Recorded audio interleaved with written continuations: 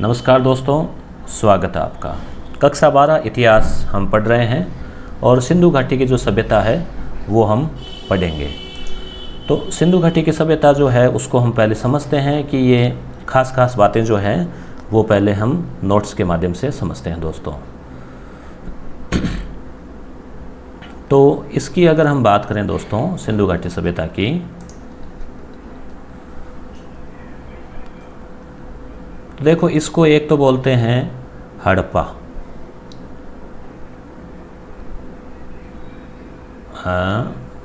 हड़प्पा सभ्यता या सिंधु सरस्वती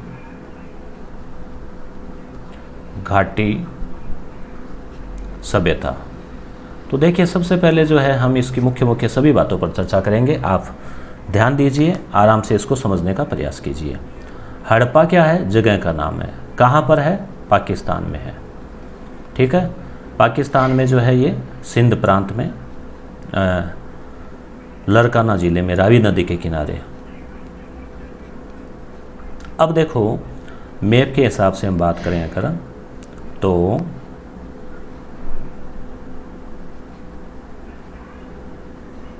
ये भारत का मैप है और इसके जो है इधर ये पाकिस्तान है।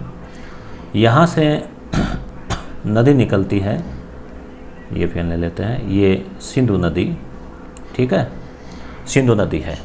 अब इस नदी के किनारे जो सभ्यता विकसित हुई, ज़्यादातर जो सभ्यताएं हैं वो नदियों के किनारे ही बनी हैं। आज भी आप देखते हैं कई जो शहर है वो नदियों के किनारे ही बसे हुए, जो प्रमुख शहर है वो। तो क्योंकि नदी के किनारे पानी मिल जाता है और उपजाऊ ज़मीन होती है, इसलिए। तो हुआ क्या कि आज से करीब 4-5 हज़ार साल पहले, 7-8 हज़ार साल पहले जो है लोग इसके आके किनारे बसे और केवल साधारण ढाणियाँ नहीं रही, बसे नहीं, गांव नहीं रहे, बल्कि शहर थे। और शहर भी इतने व्यवस्थित कि सड़कें, मकान, ईंटों के बने हुए मकान, नालियाँ, वो सब। पर इनकी जानकारी 1921 से पहले मोटे तौर पे नहीं थी। 1857 की क्रांति से थोड़ा सा पहले 1856 के आसपास जो है अंग्रेज़ लोग, 1853 में आपको पता है ट्रेन आई थी और 1856 में जो है अंग्रेज़ लोग यहाँ पटरी बिछा रहे थे। तो मज़दूरों ने क्या किया कि यहाँ ईंटों की आवश्यकता हुई, तो उन्होंने क्या किया कि आसपास वहाँ उनको ईंटें मिल रही थी। ढोरा था, टीला था और टीले के पास में उनको ईंटें मिल रही थी। वो टीले को खोदते गए और ईंटें लाते गए। तो तब उन्होंने जो है उनको ये महसूस हुआ, तो वहाँ पर जो जागरूक लोग थे, समझदार लोग, कि अरे यहाँ कोई सभ्यता दबी हुई हो सकती है। तो इस चीज़ पर रोक लगा दी और पुरातत्व विभाग को सूचित किया। कुछ समय बाद पुरातत्व विभाग जो है, आपको पता ही होगा, कनिंघम के नेतृत्व में पुरातत्व विभाग की स्थापना हुई थी। फिर जॉन मार्शल जो है वो पुरातत्व विभाग के अध्यक्ष बने। तो उनके नेतृत्व में यहाँ पर खुदाई शुरू हुई, हड़प्पा का जो टीला है वहाँ पर। और एक टीला था मोहनजोदड़ो जो सिंधु नदी के किनारे। तो मोहनजोदड़ो जो है वो भी एक टीला था और मोहनजोदड़ो का था मृतकों का टीला, इसका अर्थ होता है, यानी लोगों के दिमाग में ये था कि भाई ये यहाँ कोई लोग मरे हुए हैं, ऐसे कुछ था। तो वो परंपरा बात तो चली जाती है। तो हड़प्पा पर क्या है, सबसे पहले दयाराम साहनी के नेतृत्व में जो है वो खुदाई शुरू हुई। कब? 1921 में। तो ट्रिक याद रखें, हद है से हड़प्पा, द से दयाराम साहनी। एक ट्रिक याद रखें, हड़प्पा रावी नदी के किनारे। रावी नदी कौन सी है? जो सिंधु है उसके सहायक है, सतलुज, व्यास, रावी, चिनाब, झेलम। तो रावी नदी के किनारे हैं, इसकी खोज हुई। तो इसका पहला स्थल जो है वो हड़प्पा है। इसलिए इस सभ्यता का वास्तविक नाम जो है वो शुद्ध नाम जो वो हड़प्पा होना चाहिए। मगर इसके शुरुआत में ज़्यादातर स्थल जो है वो सिंधु नदी के किनारे मिले, इसलिए इसको सिंधु घाटी सभ्यता कहते हैं। परंतु बाद में धीरे धीरे इसकी खुदाई और होती गई, स्थान बढ़ते गए। तो राजस्थान वाला इलाका है, पंजाब का इलाका है, हरियाणा का जो इलाका है, वहाँ पर भी बड़ी संख्या में जो है यहाँ पर अवशेष मिले। तो इस क्षेत्र को वहाँ आजकल जो घग्गर नदी है, तब प्राचीन काल में यहाँ पर नदी थी सरस्वती। तो गग्गर हाकरा ये जो क्षेत्र है इसमें सर्वाधिक जो है इसके स्थान मिले हैं।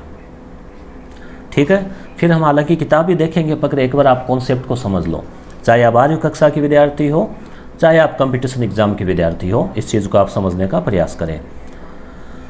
तो गग्गर हाकरा क्षेत्र में सर्वाधिक जो है इसके स्थल मिले हैं। फिर विद्वानों ने कहा कि केवल सिंधु नाम रखना ठीक नहीं है, या तो सिंधु सरस्वती घाटी सभ्यता, फिर इसके अलावा सरस्वती के अलावा जैसे हिंडन नदी, भोगवा नदी, दास्त नदी, यानी अफ़गानिस्तान, पाकिस्तान, गुजरात, महाराष्ट्र, सब जगह हैं जो है इसके अवशेष मिले।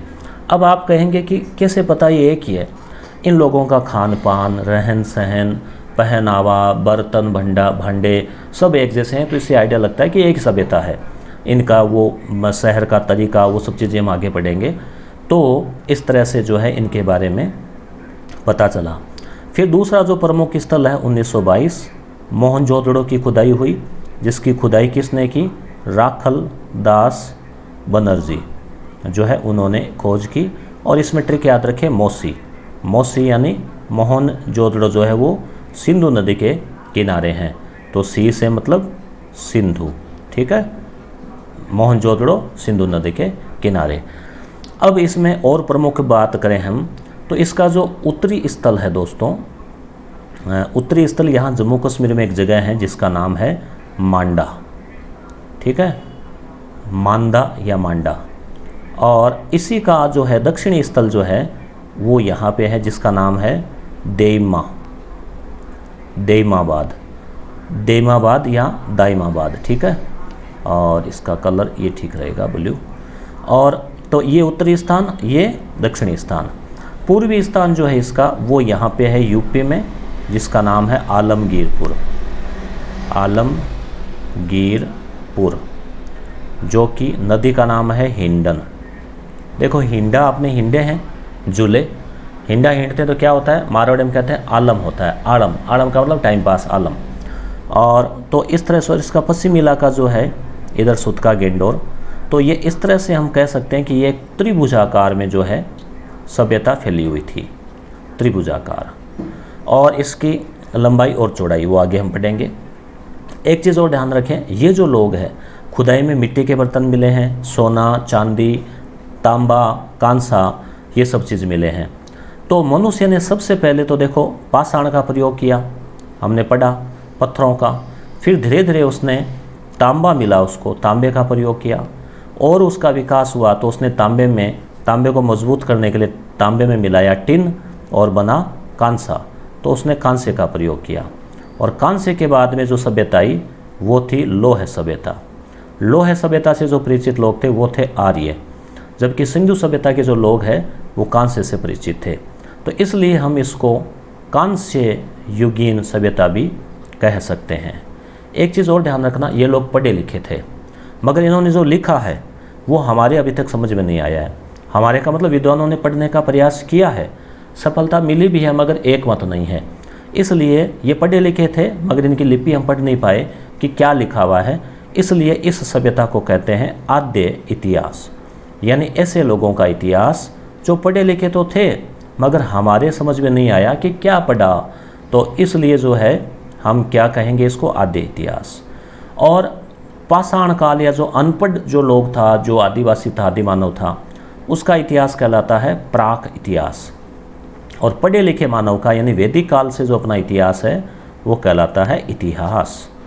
तो तीन इसमें, प्राक, आद्य और इतिहास। तो ये हो गया, त्रिभुजाकार हो गया, कांस्य युगीन हो गया। एक चीज़ और ध्यान रखना, यहाँ की खुदाई में लोहे से बनी हुई कोई चीज़ यानी एक सुई, आलपिन तक नहीं मिली है। इसलिए हम क्या कहेंगे कि ये लोग लोहे से अपरिचित थे, इनको पता ही नहीं था कि लोहा क्या है, इन्होंने इस्तेमाल ही नहीं किया, कहीं भी कुछ भी जो है लोहे का नहीं मिला है कोई भी औजार। दूसरी बात, ये लोग जो क्या है, जैसे इनकी खुदाई में तलवार, भाले, ढाल ये नहीं मिले हैं, यानी बहुत कम मिले हैं, नहीं के बराबर। इससे क्या पता चलता है? इससे पता चलता है कि ये लोग शांति प्रिय थे। ठीक है, इनके हम शहर की बात करें तो इनका शहर बहुत ही शानदार था। शहर जैसे तरीके से बसा हुआ था, शहर किस तरह से बसा हुआ था कि मान लीजिए यहाँ मकान बने हुए हैं, ठीक है, और ये मकान लाइन से तरीके से बने हुए, और ये जो है छोटी सड़क है, तो इनके, और ये मान लीजिए मुख्य सड़क है, बड़ी सड़क, और सड़कें एक दूसरे को समकोण पर काटती थी, छोटी सड़कें थी। तो मकान जो है ना, मकानों का मुख्य दरवाज़ा वो जो है मेन रोड की तरफ न होके अंदर की तरफ है, और मकान भी जो है 3-4 घर है, किचन है, घर में घुसते ही कुआं है पीने के लिए, पानी के लिए, ठीक है। 2 मंजिला नहीं है, मकान कच्ची ईंटों के या फिर पक्की ईंटों के है, ठीक है। उसके अलावा हम बात करें, सड़कें एक दूसरे को समकोण पर काटती है और एकदम सीधी है, तो इसको हम कहते हैं ग्रिड, यानी कि जाली प्रणाली, ग्रिड प्रणाली पर आधारित है।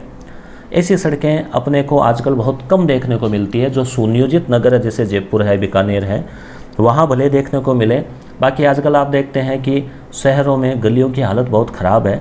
एक तो लोगों की नीयत में ही खोट है, जैसे मान लीजिए ये गली है और यहाँ पे घर है, तो लोगों की क्या आदत होती है, घर के आगे एक चौकी बनाएंगे, एक दो पेड़ी लगाएंगे, सीढ़ी लगाएंगे, और 1-2 इधर पत्थर और रख देंगे। ये तो इससे क्या है, ये वाला सोचेगा हम भी थोड़ा आगे बढ़े, इधर भी चौकी बना लें, तो चौकी तो बना लेंगे, जाएंगे कहाँ, सड़कों फिर क्रॉस ही कर दो ना, चौकियों को मिला दो, ऐसा करो। तो यहाँ से कोई गाड़ी निकलनी है, कोई सामान के लिए कोई निकलेगा, तो बड़ी दिक्कत होती है। तो ऐसी तंग गलियाँ जो है, फिर कई गलियाँ ऐसी भी है जहाँ कीचड़ जमा रहता है, नालियाँ नहीं है। जबकि हम सिंधु सभ्यता की बात करें तो उस समय नालियाँ भी थी सड़क के किनारे, और नालियाँ जो है वो ढकी हुई थी ताकि उनमें मच्छर वगैरह नहीं हो। नालियों के बीच में गड्ढे भी थे ताकि वो जो कंकड़ पत्थर वहाँ इकट्ठे हो जाए, चैम्बर वगैरह होते हैं ना बने हुए, इस तरह से।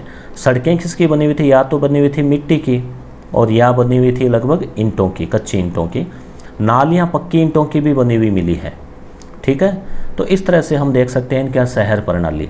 एक चीज़ और ध्यान रखना, जैसे ये मान लो शहर बसा हुआ है, तो शहर बसा हुआ है तो ये पश्चिम दिशा है और ये पूर्व दिशा है। तो इसका जो शहर का जो पश्चिमी हिस्सा है उसमें बना होता था ऊंचा गढ़, जिसको हम गढ़ या गढ़ी कहेंगे, और जिसके चारों ओर परकोटा या दीवार भी होती थी। उसमें राजा महाराजा, पुरोहित, वीआईपी लोग रहते होंगे। इधर बसा हुआ था शहर, ठीक है, यानी आप अगर जैसे मान लीजिए इस तरह से शहर बसा हुआ है पूरा का पूरा, और कुछ जगह शहर के भी परकोटा है, कुछ जगह नहीं है।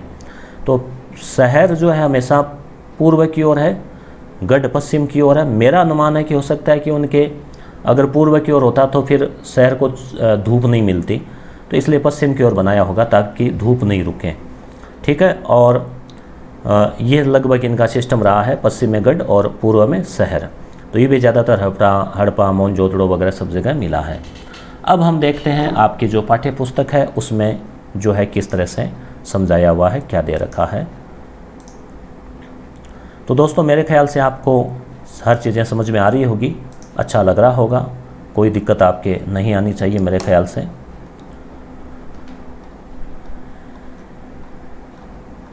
थोड़ा जूम करके जो है आपको समझाएंगे अच्छे से, कहीं कोई दिक्कत नहीं आए आपके। तो देखो दोस्तों, सिंधु सरस्वती सभ्यता, अब यहाँ मैंने इतनी चीज़ें बता दी है ना, तो अब ये आपको इतना ज़्यादा आगे पढ़ने की दिक्कत नहीं आएगी। 1856 में सबसे पहले जो है वो रेलवे पटरी बिछाई जा रही थी, तो इसके बारे में पता चला। फिर बर्टन बंधुओं ने सबसे पहले इसकी जानकारी दी। 1861 में भारतीय पुरातत्व विभाग की स्थापना हुई, जिसमें जो है वो कनिंघम के नेतृत्व में, तो याद रखें। जॉन मार्शल इसके निदेशक बने 1904 में। 1921 दयाराम शाह ने हड़प्पा की खोज की। 1922 मेराकल दास बनर्जी ने मोहनजोदड़ो की खोज की। अब इसका नाम हड़प्पा सभ्यता भी कहते हैं। शुद्ध नाम, सबसे बेस्ट नाम हड़प्पा है क्योंकि पहला स्थान। फिर सिंधु सरस्वती सभ्यता भी नाम इसको दे सकते हैं, मगर पूरा 100% शुद्ध जो है। अब प्रश्न यहाँ से पूछे जा सकते हैं कि क्या जो है नाम वास्तविक होना चाहिए। भारत में इसके 917 स्थान, पाकिस्तान में 481 स्थान, 2 अफगानिस्तान में है इसके, ठीक है। और अब ये आपको जो है दोस्तों याद रखना है पूरा का पूरा कि अफ़गानिस्तान वाले जो 2 स्थान है वो इम्पोर्टेंट है, उनका प्रश्न पूछा जाता है, सोर्तगोई और मुंडीगाक। बलूचिस्तान में जो स्थान है उनका भी पूछ लिया जाता है, सुतका गेंडोर, सुतका को है बालाकोट। ये एकदम पश्चिमी स्थल है। बालाकोट अभी आपको पता होगा, आपने जो सर्जिकल स्ट्राइक किया था उस समय इसका नाम चला था, यहाँ पर आतंकवादियों को मार गिराया था भारत सरकार ने, भारत की सेना ने। सिंध में जैसे मोहनजोदड़ो ये है, मैं माफ़ी चाहूँगा मैंने सिंध बोल दिया था, पंजाब, पाकिस्तानी पंजाब में हड़प्पा मैंने शुरुआत में जो है वो बताया था आपको, तो उसमें आ गया था। चनहुदड़ो, कोट दीजी, जुदिर जोदड़ा। पंजाब, पाकिस्तानी जो पंजाब है उसमें हड़प्पा, गनरीवाला, रहमान डेहरी ये है। भारत का जो पंजाब है, ध्यान रखें पाकिस्तान में पंजाब है, भारत में भी पंजाब है। पंजाब में रोपड़, हरियाणा में बनावली, मिताथल, राखीगढ़ी, तो ये आपको याद रखने हैं। देखो इसके ट्रिक तो है, जैसे भारत का पंजाब है उसमें 3 अक्षर का है रोपड़, हरियाणा है इसमें 4 अक्षर के नाम है बनावली, मिताथल, राखीगढ़ी। राजस्थान में कालीबंगा, यूपी में आलमगीरपुर, गुजरात में रंगपुर, धोलावीरा, लोथल और महाराष्ट्र में देमाबाद। ये इसका दक्षिणी स्थान, उत्तरी स्थान मांडा, पश्चिमी स्थल सुतका गेंडोर, पूर्वी स्थल जो है वो आलमगीरपुर। ये रहा। अब सरस्वती नदी, सरस्वती नदी को क्या है, वर्तमान में नहीं है, मगर विद्वान ये मानते हैं कि ये पहले रही थी और लुप्त हो गई। वैदिक काल तक थी, आज से 2000 वर्ष पहले तक थी, तो 250 बस्तियाँ जो है इसके किनारे करीब बसी हुई थी। वेदों में इसको नदी तमे, देवी तमे कहा गया है और शिवालिक पर्वत श्रेणियों से निकलती थी। हनुमानगढ़, कालीबंगा से होते हुए सूरतगढ़ तक, आगे तक ये पाकिस्तान तक जाती थी, परंतु ये किसी वजह से लुप्त हो गई। इसका सबूत क्या है, ये रेगिस्तान में समा गई। आज भी जैसलमेर में कई ऐसे स्थान हैं जहाँ मीठा पानी निकलता है। Doctor VS. वाकणकर, ये नाम आप याद रखना, वी.एस. वाकणकर, ये जो है सरस्वती नदी पर इन्होंने रिसर्च किया है और 4000 किमी की यात्रा की है। अब बात करते हैं सिंधु स्थापत्य की। तो नगर नियोजन, ये मैंने बता रखा है, गड्डी और शहर के बारे में, सड़कों के बारे में। गड्डी है, शहर है, समकोण प्रकार की सड़कें हैं। बड़ी सड़क 34 फुट की मिली है। ईंटों से नालियाँ बनी होती थी। ईंटें वही आजकल की जो ईंटें उसी तरह से ईंटें होती थी, 1:2:4, यानी जितनी उसकी मोटाई है फिर उसकी ऊंचाई फिर उसकी लंबाई, ठीक है। और परकोटे, शहर जो उसके परकोटा होता था। और कुछ चीज़ें आपको और दिखाते हैं। ये आप देख सकते हैं, पक्की ईंटों से मिस्रवासी भी परिचित थे। 3 4 कक्ष, स्नानागार, शौचालय, पाठशाला, कुआं, आंगन, ठीक है, रोशनदान। 1 मंजिला ही घर होते थे ज़्यादातर, 2 मंजिला घर नहीं मिले हैं, कमी मिले हैं। नालियों का प्रबंधन होता था। ये देखिए आप, ये है नगर नियोजन मोहनजोदड़ो। इसमें आप देखो, ये है विशाल स्नानागार, ठीक है, यानी स्नानघर, बाथरूम, जिसमें सीढ़ियाँ हैं और इसमें पानी भरा रहता होगा और लोग आके स्नान करके जाते होंगे। हो सकता है या तो कोई पर्व पे, उत्सव पे आते हो, या फिर स्विमिंग पूल की तरह हो, जो भी रहा है। ये साइड में आप देखो कमरे वगैरह बने हुए, और ये ऊंचा गढ़ है देखो पश्चिम में, और ये पूर्व की तरफ शहर है। तो दोस्तों ये इतना सारा नज़ारा ज़मीन में दबा हुआ पड़ा था, और इतिहासकारों ने फिर इसकी धीरे धीरे इसकी खुदाई करवाई। कई जगह खुदाई तेज़ी से होती है, कुछ चीज़ों को सुरक्षित रखने के लिए बहुत बारीकी से खुदाई होती है। ये जल निकास लोथल में जो है नाली की व्यवस्था है, बड़ी नालियाँ। ये कुआं, नाली और स्नानागार हड़प्पा में है। ये नाली है, ये कुआं है। स्नानागार आपको दिखा है क्या, देखना देखें। नालियाँ ढकी हुई, प्लास्टर, जिप्सम, चूना, चेम्बर, ये मैंने आपको बता दिया, ठीक है। सिंधु सरस्वती स्थल धोलावीरा। ये रथ की आकृति देमाबाद, ये याद रखना आपको। देमाबाद जो महाराष्ट्र में है, दक्षिणी किनारा है, वहाँ रथ की आकृति मिली है। तो प्रश्न ऐसे पूछे जाते हैं कि कहाँ मिली है, इस तरह से प्रश्न पूछे जाते हैं। ये देखिए आप, इसमें आपको मैप के माध्यम से बात करें, मैप के चित्रों के माध्यम से, तो काफ़ी इंटरेस्टिंग हो जाता है। लोथल का विशाल गोदीबाड़ा, इसको गोदीबाड़ा भी कहते हैं, डक यार्ड भी कहते हैं। ये मैंने डक यार्ड, ये क्या है, मैंने एक्चुअली कल वीडियो बनाया था, मगर किसी टेक्निकल वजह से वो जो है ढंग से रिकॉर्ड नहीं हुआ। तो मेहनत तो उतनी हुई, मगर टेक्निकल चीज़ें हैं। तो ये देखो, ये जो है ना, ये ऐसे चौकोर तालाब सा है, ठीक है। नीचे से पक्की ईंटें थी। अब इसमें पानी भरा हुआ रहता था। यहाँ जहाज़ खड़ी कर दी जाती थी, उसमें सामान डाल दिया जाता था। इधर समुद्र का किनारा है, तो यहाँ से जहाज़ को सीधा उसमें रवाना कर दिया जाता था। पानी की जहाज़ ये तो है नहीं कि वो ज़मीन पे खड़ी रहेगी फिर उसको धक्का दे के स्टार्ट करेंगे। तो ये जो है विशाल गोदीबाड़ा कहाँ मिला है, लोथल में। ये प्रश्न सैकड़ों बार पूछा गया है कि बंदरगाह है, गोदीबाड़ा, डक यार्ड कहाँ मिला है, लोथल। लोथल कहाँ, गुजरात। नदी कौन सी, भोगवा। तो भोला याद शब्द याद रख लो, भोलेनाथ, भोला, तो भोगवा के किनारे लोथल, भोले राव, एस.आर. राव ने इसकी खोज की। इस क्षेत्र का उत्खनन कार्य जो है एस.आर. राव ने किया। ये विशाल स्नानागार जो अभी हमने देखा था वही है मोहनजोदड़ो का विशाल स्नानागार है। विशाल स्नानागार का मतलब ये प्रश्न पूछा जाता है दोस्तों कि सबसे बड़ा स्नानागार कहाँ मिला है। भले इसका आकार याद नहीं रखना, इसका अभी तक कोई नहीं पूछा गया। तो इस विशाल अन्नागार, अन्नागार का मतलब अन्न रखने का भंडार, ये मिला है हड़प्पा के, देखो मोहनजोदड़ो में मिला है, हड़प्पा में मिला है, मगर हड़प्पा वाला जो है ज़्यादा बड़ा है, ध्यान रखना। अन्न रखने के भंडार, गोदाम, जैसे आजकल FCA गोदाम होते हैं ना वैसे। विशाल जलाशय, ये मिला है धोलावीरा में, 16 बड़े छोटे बड़े जलाशय, जलाशय का मतलब तालाब, ये इस तरह से। और ये देखो जुतावा खेत, ये मिला है कालीबंगा में। इसमें देखिए आप डबल धारियाँ, ऐसे भी है और ऐसे भी है। अब आप सोचेंगे 4-5 हज़ार साल पुराना कैसे सुरक्षित रह गया, हालांकि मेरे लिए भी आश्चर्य की बात है, मगर जो है ये मिला है। तो ये प्रश्न भी बहुत इंपॉर्टेंट है। जुतावा खेत, दोहरा जुतावा खेत, कालीबंगा। धोलावीरा से विशाल स्टेडियम के भी प्रमाण मिले, ध्यान रखना, स्टेडियम धोलावीरा गुजरात में। और वहाँ पर एक साइन बोर्ड भी मिला है, जैसे इस प्रकार का होता है ना, इसे लिखा हुआ, उस पर कुछ लिखा हुआ रहता है इस तरह से, तो वो भी मिला है अक्षरों का। गोदीबाड़ा पक्की ईंटों का है, एस.आर. राव ने खोज की। डकयार्ड भी कहते हैं, भगवान नदी के किनारे। जो इंपॉर्टेंट चीज़ें दोस्तों वो मैंने आपको अंडरलाइन कर दी है।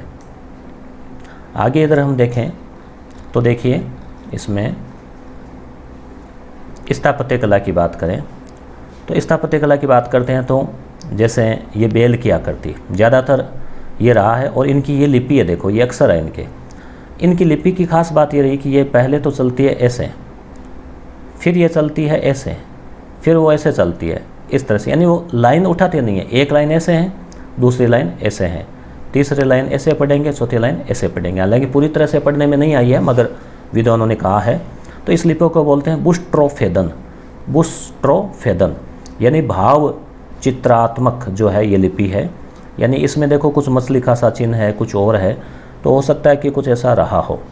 ये है नर्तकी की मूर्ति, तो कांसे की है, छोटी है, 11 सेमी के लगभग की।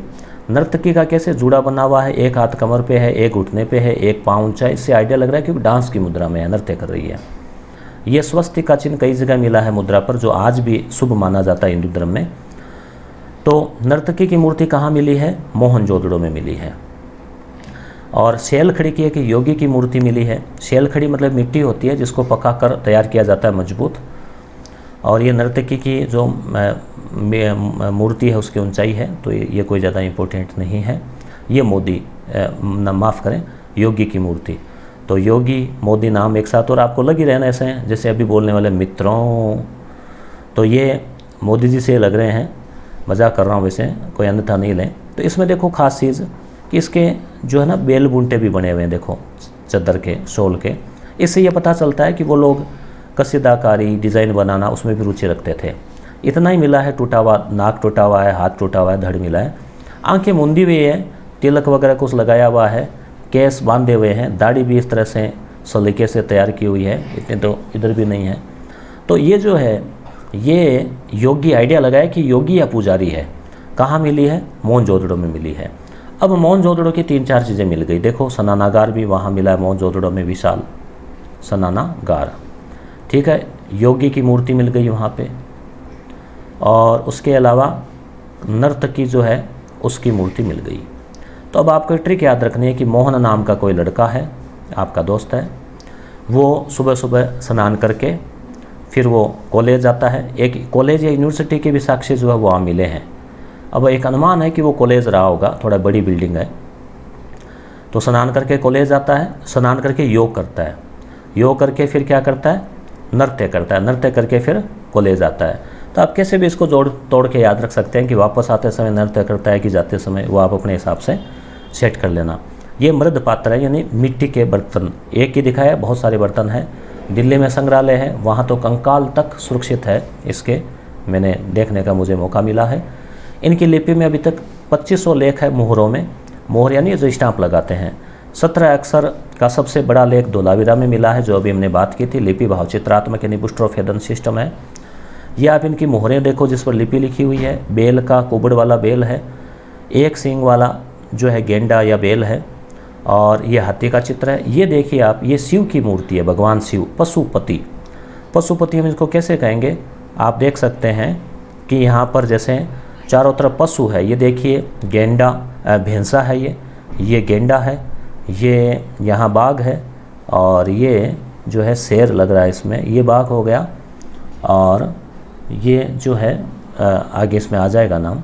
तो अब ये यहाँ पे हिरण भी है और ऊपर ये 3 त्रिशूल या सींग है। योग की मुद्रा में पलाटे लगा के बैठे हैं, आलते पालते लगा के, और यहाँ कुछ लिखा हुआ है। तो लिखा हुआ समझ में नहीं आया, नहीं तो पूरा पता लग जाता। तो जॉन मार्शल ने कहा है कि जो से भगवान शिव है जिनको पशुपति कहा जाता है, तो पशुपति का ये आद्य रूप, प्राचीन रूप हो सकता है। तो इससे, और ये उनकी लिपि है, तो इससे उन लोगों के बारे में, ये धोलावीरा में जो स्टेडियम में जो लिखा ना 17 अक्षर, उसमें थोड़े दिखाए गए आपको। तो इससे अपने को ये पता चलता है कि ये लोग जो है वो काफ़ी आज भी जो है इनकी कई चीज़ें अपने से मिलती है उनकी। अब ये लोग गुणा में, जोड़ में, इन सब चीज़ों को जानते थे। कालीबंगा से एक बालक की खोपड़ी पर 6 छेद है, तो हो सकता है कोई गोलीबारी तो है नहीं कि गोली लगी हो, तो कोई ऑपरेशन वगैरह किया होगा, तो शल्य चिकित्सा का प्रमाण मिलता है। और आर्थिक उपलब्धियों की बात करें तो कृषि, पशुपालन, उद्योग, व्यापार, सुर कोटड़ा, रणगुंडे से घोड़े के अवशेष मिले हैं। तो इसका मतलब घोड़े से परिचित थे, ध्यान रखना। सुर कोटड़ा, सुर का मतलब होता है देवता, देवता वैसे भी घोड़े पे सवार होते, तेजा जी, गोगा जी, तो याद रह जाएगा। रंगपुर और लोथल से घोड़े की मिट्टी की मूर्तियाँ मिली हैं। रंगपुर और लोथल से चावल के अवशेष भी मिले हैं। चावल, चावल लो, देखो ऐसे ट्रिक याद रखो, लो चावल लो, और चावलों में क्या करते हैं हम, रंग भी डालते हैं, केसरिया कलर वगैरह डालते हैं ना, तो रंग, ऐसे ट्रिक याद रह जाएगी। चावल यहाँ मिले हैं। एक जैसे यहाँ पर युगल समाधियाँ भी मिली है। युगल का मतलब जोड़े से, जो है कपल, तो युगल समाधि जो है उसमें भी आप ध्यान में रखें। कालीबंगा है, ठीक है, और लोथल है, कालीबंगा और लोथल। और इसके अलावा अग्निवेदिका का साक्ष्य भी पूछा जाता है, अग्निवेदिका, तो ये भी आपके कालीबंगा है और लोथल है, यानी कि जो हवन वगैरह। कृषि कार्य उन्नत था, कपास, खजूर, कालीबंगा में जुता हुआ खेत। उद्योग व्यवसाय, नॉर्मल चीज़ें, चाकू, भाला, बर्तन, तलवारें, दर्पण, छेनी, ये जो व्यवसाय था। कांसा वगैरह, इनका आभूषण वगैरह, शैलखड़ी से बने हुए मूर्तियाँ, मोहरें वगैरह, गुड़िया वगैरह निर्माण, मणके वगैरह, ये सब चीज़ें इनकी थी। और इसके अलावा हम बात करें तो ये जो लोग हैं वो व्यापार वाणिज्य पे करते थे, देशी और विदेशी दोनों व्यापार थे। बंदरगाह था तो विदेशी व्यापार भी था, ठीक है। राजस्थान से तांबा, गणेश्वर से सोना, मैसूर आज भी कर्नाटक में कोलार खान में है। चांदी ईरान, अफगानिस्तान से। मेसोपोटामिया से इनका व्यापारिक संबंध था, इंपॉर्टेंट है, ध्यान रखना। मेसोपोटामिया के लोग मेलुआ कहते थे, सिंधु सभ्यता के लिए मेलुआ शब्द काम में लेते थे। तो सारी चीज़ें इंपॉर्टेंट है यहाँ। इनके जो बाट है वो एक, मान लीजिए ये एक बाट हो गया, दूसरा उससे जस्ट बड़ा 2 गुना, अगला उससे जस्ट बड़ा 4 का, ये ठीक उससे बड़ा 8 का, ये उससे बड़ा 16 का, ये उससे बड़ा 32 का। तो इस तरह से इनके जो बाट है इस क्रम में मिले हैं। सामाजिक जीवन में, समाज में कई वर्ग थे, कर्मचारी, सामान्य, श्रमिक, कृषक। मातृदेवी की मिट्टी की बहुत सारी बनी हुई मूर्तियाँ मिली है नारी की, तो इसलिए हम कह सकते हैं कि परिवार मातृसत्तात्मक रहा होगा, यानी परिवार की मुख्य माता रही होगी। स्त्री और पुरुष दोनों ही आभूषण के प्रेमी थे। धार्मिक जीवन में जैसे इनके मुख्यतः है पीपल का जो वृक्ष है एक तो वो है, उसके अलावा मातृदेवी की उपासना, वृक्ष पूजा, पशुपतिनाथ, जल की पवित्रता, योग, ऐसे हम अनुमान लगा सकते हैं इन सबूतों के आधार पे कि ये लोग जो है वो ऐसे रहे होंगे, ऐसे करते होंगे। योग का महत्व है। हाथी और बाघ और भैंसा और गेंडा, तो वो अपने, एक तो देखो उसमें भैंसा था, ऊपर गेंडा था, हिरण था और बाघ था और वो हाथी था वो, ठीक है ना, जो मैं थोड़ा कंफ्यूज था वो हाथी था, ठीक है। अग्निकुंड और अग्निवेदिकाएँ भी मिली है, कहाँ से, ये देखिए इंपॉर्टेंट है। कालीबंगा, बनावली, राखीगढ़ी और लोथल। लोथल, कालीबंगा, बनावली और राखीगढ़ी, ठीक है। देखो राखी से याद रह जाएगा राख, तो अग्निकुंड में क्या होता है, राख होता है। कालीबंगा, बनावली, राख बन गई, ठीक है। ऐसे आप ट्रिक से कोई याद रख सकते हैं। एक सिंग वाला जो वृषभ है उसका भी जो है वो बेल जो है वो भी मिला है। राजनीतिक जीवन में 4 बड़े स्थल है ये, और शांतिप्रिय लोग थे ये। इनका कोई ना कोई राजा ज़रूर रहा होगा, हो सकता है व्यापारी सिस्टम है, हाँ, ये शहरी सभ्यता थी, ध्यान रखना, ग्रामीण नहीं, शहरी, ये प्रश्न पूछा जाता है। शहरी सभ्यता थी। और इनका मुख्य कार्य क्या था, कृषि या व्यापार? तो मुख्य कार्य था व्यापार, कृषि बाद में था, ध्यान रखना। कांसा इनका मुख्य था, सुमेरवासियों से इनका था। तो दोस्तों ये अपने सिंधु घाटी सभ्यता के बारे में था। अब हम कल पढ़ेंगे वैदिक काल।